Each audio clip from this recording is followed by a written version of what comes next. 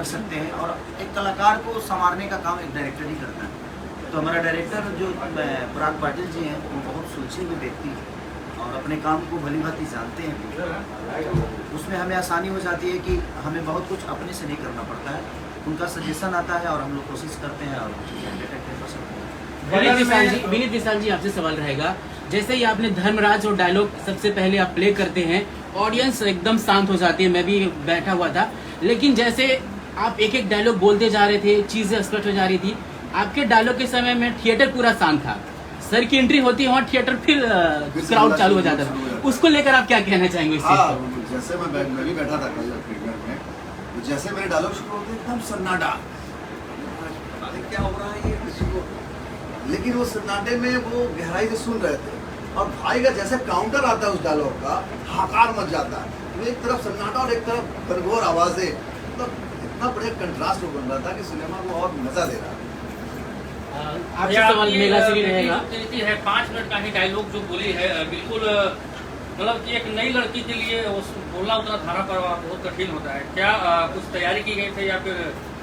Without तैयारी तो कुछ होती नहीं जिंदगी में किसी भी चीज़ के लिए। और आप प्रेजेंट अगर कर रहे हैं अपने समाज को, अपने भाषा को प्रेजेंट कर रहे हैं, तो उसके लिए तैयारी तो करनी पड़ेगी। ऐसे तो हम खुद नहीं, विदाउट हथियार तो इंसान किसी भी रणभूमि में नहीं उतरता है।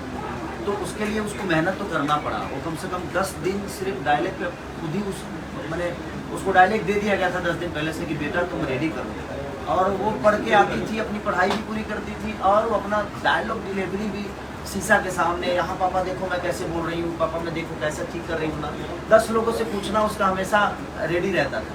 और 10 जैसे मेघा से भी सेशन की, आंटी मैं कैसी कर रही हूँ, तो सबने आपने आंटी बोल दिया। क्या बोला था? आंटी आंटी बोलेगी ना अपनी कोई तो आके शर्मा क्या बोली थी? दीदी बोली थी, आंटी बोली थी, क्या बोली थी? आंटी बोली थी, लेकिन आपके मीडिया के सामने बोले। भाई आंटी बच्ची है तो आंटी बोली। ठीक है, लेकिन मैं हीरोइन हूँ, मीडिया है। नहीं ठीक है, कोई बात नहीं। मेघा जी से भी उसने सलाह लिया है, सबसे उसने करीब सबसे सलाह लेकर ही उसने डायलॉग डिलीवरी को किया। मैम, मेरा सवाल आपसे है, जब आप बच्ची की किरदार जब आपको दिए गए थे, जो कृति जी कर रही थी, उनकी बचपन का रोल था, इसके बाद फिर आपको उससे ज़्यादा, अपनी उम्र से ज़्यादा का कैरेक्टर भी दिया गया, जो अंत वाला पार्ट जिसमें सीन था, तो ये सब सारी चीज़ कितनी चैलेंजिंग रही एक भोजपुरी फिल्मों को करना, जहाँ पे ऑडियंस किस तरह से एक्सेप्ट करेगी? अभी थिएटर पे बहुत भारी संख्या में भीड़ है, अंदर में जाएंगे और आपने हर एक रोल को बड़े ही बखूबी तरीके से दिखाया है, उसको लेकर आप दर्शकों से क्या कहना चाहेंगे? नहीं, आई थिंक ये टीम का सपोर्ट है। जब शुरुआत में जब संघर्ष 2 का जब कैस्टिंग हो रहा था, एवरीवेयर लाइक संघर्ष 2 का हीरोइन कौन है कौन है कौन है कौन है। सो जब संघर्ष 2 का हीरोइन है, सब मेगा है, सब लोग कि क्यों है, लेकिन अब शायद मूवी देखने के बाद आपको पता चल जाए कि मैं क्यों हूँ, क्योंकि मेरे जो रियल लाइफ कैरेक्टर है उसको ऑलमोस्ट मैच होता है। क्योंकि मूवी में भी ये लड़की सब से आती है, जो बॉडी लैंग्वेज या टोन, डायलॉग डिलीवरी सबको ऐसे ही चाहिए था। तो शुरुआत में रत्नाकर से मुझे बोले थे कि मेगा जी शूटिंग होने के बाद डबिंग आपको ही करना चाहिए, it will be good. So and then जब मैं सेट में जब शूटिंग कर रहे थे, उतना मुझे मुश्किल नहीं था, क्योंकि ऑलमोस्ट मेरा रियल लाइफ कैरेक्टर कोई वॉज देयर। लेकिन उसमें ना एक सीन है, अगर आपको जब पता चलेगा कि हॉस्पिटल में मैं इनको बहुत डांटती हूँ।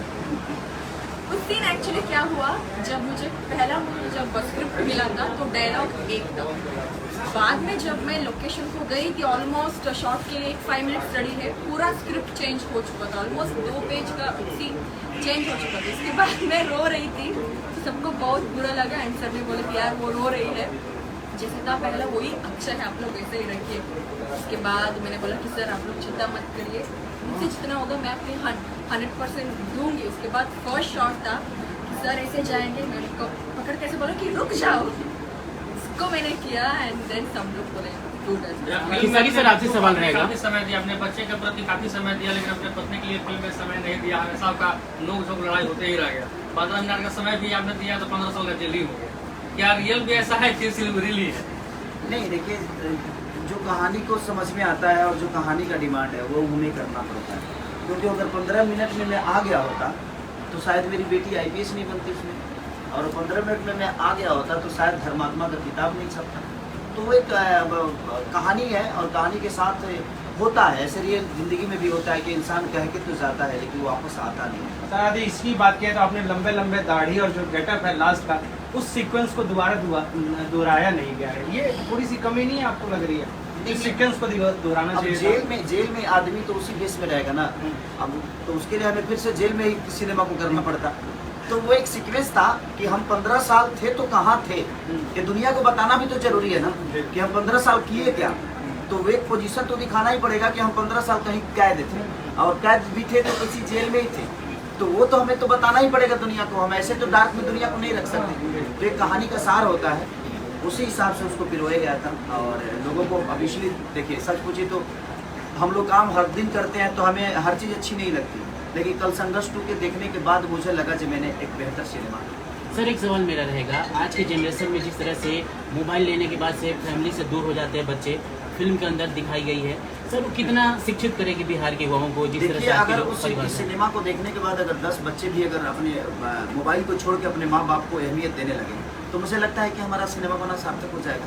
और मैं सबसे अपील यही करूँगा कि आप लोग अपनी फैमिली के साथ देखिए, क्योंकि हम अपने बच्चों को अपने आप से खुद ही दूर कर रहे हैं। वो आजकल हमसे नहीं खेलते, वो मोबाइल से खेलते हैं और वो गेम खेलते हैं। तो मुझे लगता है कि हमें अपने बच्चों को खुद से खिलाना चाहिए, ताकि वो जब बड़ा हो तो उसको लगे कि नहीं, जब मैं रोता था तो पापा मोबाइल नहीं खुद को देते थे, कि मैं तुम्हारे साथ हूँ बेटा, चल तू रो क्यों हो रहा है। जो मैंने अपने पापा को देखा है कि जब हम रोते थे तो पापा कंधे पे उठाकर हमें घुमाते थे गाँव, चल गाँव घुमा के लाता हूँ। तो हम चाहते हैं कि वही सिचुएशन फिर से दोहराई जाए, ताकि हम संस्कार से दूर ना हो, अपने परिवार से दूर ना हो, और परिवार की अहमियत और पिता की अहमियत, माँ की अहमियत क्या होती है, ये आज की जनरेशन को पता चले।